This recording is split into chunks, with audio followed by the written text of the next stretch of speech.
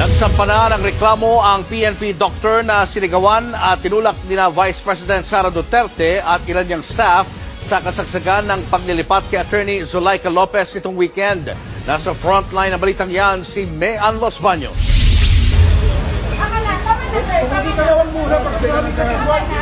Huwag ka na bumida! Huwag ka na bumida, sir! Please, back up! Sa video na ipinresenta ng Philippine National Police kanina, kita kung paano itinulak at itinaboy ni na Vice President Sara Duterte at ng head ng security niya na si Colonel Raymond Lachica ang PNP doctor na inatasan dapat sumama sa paglilipat kay Attorney Zulaika Lopez sa Veterans Memorial Medical Center noong Sabado. Kanina, personal nang nagsampa ng reklamo ang doktor na si Police Lieutenant Colonel Van Jason Villamor sa Quezon City Hall of Justice dahil sa nangyari. Kasama ang ilang testigo, sinampahan nga ng reklamong direct assault, disobedience to authority at grave coercion si VP Sara, Colonel Lachica at ilan pang tauhan ng OVP. Paliwanag ng pulis, hindi rin niya inasahan ang inasal ng bise at kanyang staff. Maayos naman daw nila itong kinausap.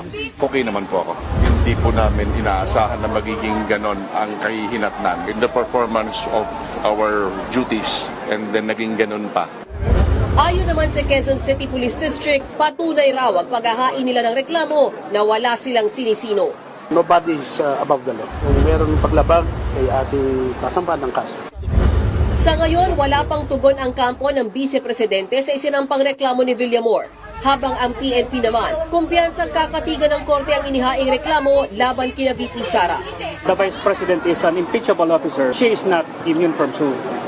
No, based on several jurisprudence, there are no express provision from the Constitution and from the statutes.